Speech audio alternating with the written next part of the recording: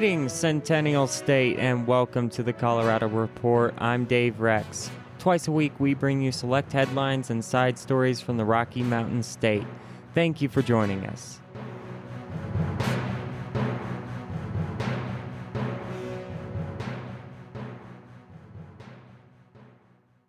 Well, I hope you all had a wonderful Thanksgiving and plenty to be thankful for. But it's time to get back to the regularly scheduled program here at the Colorado Report. And starting off our stories from the Denver Post, published November 22, 2018. As many as 50 firefighters from several departments worked Thanksgiving afternoon to extinguish a mammoth fire in Westminster at a large abandoned RV garage that hasn't been in business for several years, authorities say. The firefighters battled the blaze for more than 2 hours and deemed the fire under control at about 4:30 p.m. Thursday. No injuries have been reported as of Thursday afternoon, but firefighters haven't been able to enter the building because of fears it was unstable. The business had been abandoned for at least 2 years, and firefighters didn't believe anybody was inside at the time of the fire. Firefighters do not know what started the fire, and investigators likely won't be able to access the building until Friday morning. With that said, I'm still waiting to hear more about this fire. Next up, from the Colorado Springs Gazette, published November 21, 2018. An infant was found safe Wednesday evening after a thief took a vehicle from a Colorado Springs neighborhood with the child inside, police said. Shortly before 6 p.m., a man briefly left his vehicle running while he went into his home in the 4000 block of Whittier Drive, police said. When he returned, the vehicle had been stolen. The officers found the vehicle about a half mile away 12 minutes after the theft was reported, police said. The infant was inside and was unharmed. The thief is described only as a man wearing a black sweatshirt. Here we have a bit of a PSA for all you pet owners and animal lovers out there. I myself have 2 pups and 2 cats. From the Colorado Springs Gazette, published November 22, 2018. One of the worst parts of Haley Zachary's job is to inform someone their pet came into contact with a rabid animal.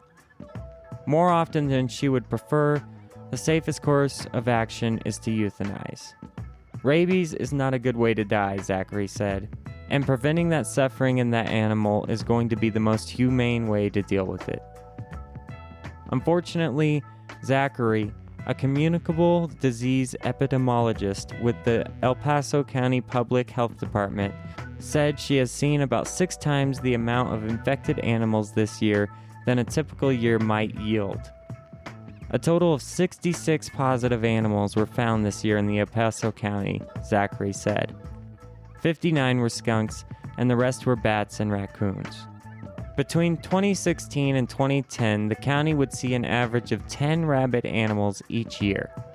Zachary's office only investigates cases where potentially rabid animals come into contact with humans or their pets. They do not have enough resources to comb through all the area's wildlife.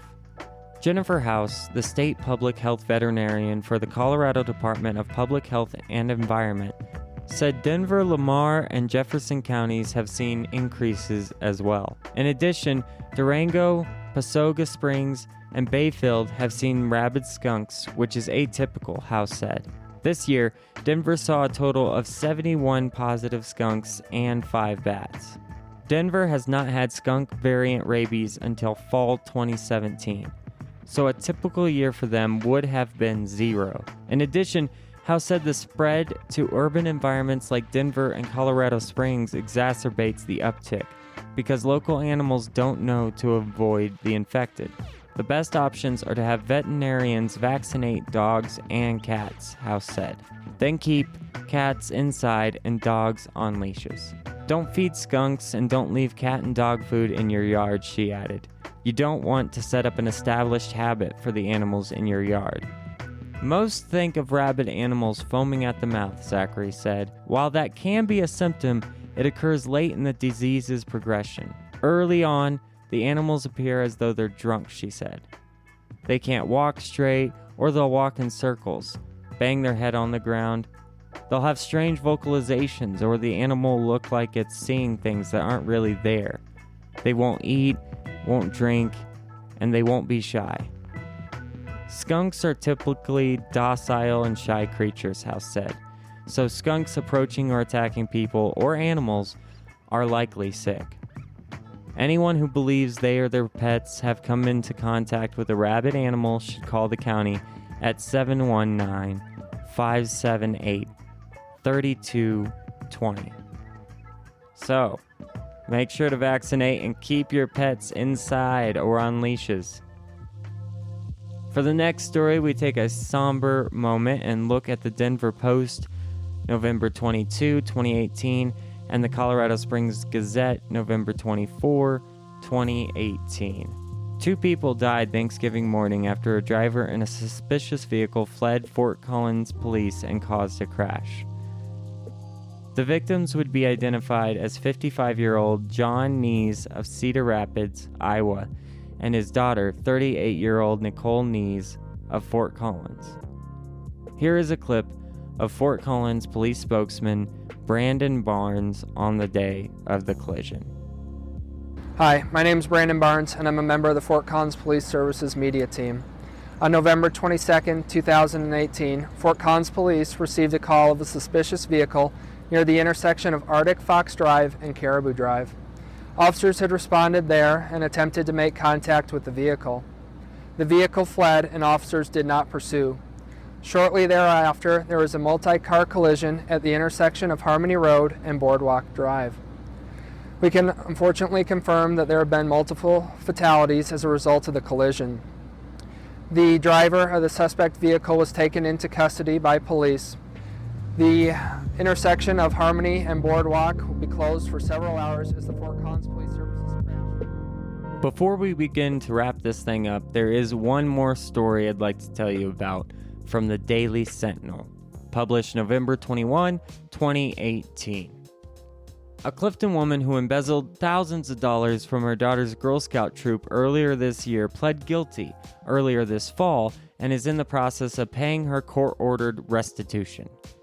Jennifer L. Hooten, 32, was arrested in May after other leaders trying to withdraw money from the troop account found that instead of the sum $2,400 in cookie sale profits they expected, the account was $500 overdrawn. When first confronted by police, Hooten admitted she took several dollars for personal use. Later, she said she didn't actually know how much she took. According to arrest documents, Hooten sent a co-leader a check for $1,000 a few days after her police interview, and told officers she had planned to return the money before it was discovered. As part of her plea, Hooten was ordered to pay $1,400 in restitution to the Girl Scouts of America, as well as several $100s in court costs. She was also ordered to complete 48 hours of useful public service, according to the Mesa County Court Clerk's Office. When reached Monday by phone, Hooten told the Daily Sentinel reporter she could talk to her lawyer, Matt Harden of Grand Junction. Harden did not return a call for comment.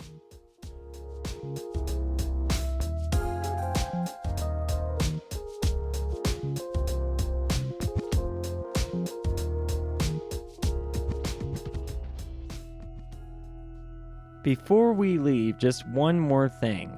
On every Sunday edition of the Colorado Report, we like to read an obituary. This Sunday edition, we have Iva M. Armstrong. Iva passed away on November 14, 2018, in Lone Tree, Colorado. She is survived by her loving husband of 38 years, Dean. She is preceded in death by her children Richard Carr and Diana Lynn Coral. Memorial services will be held on Saturday, December 1st, 2018.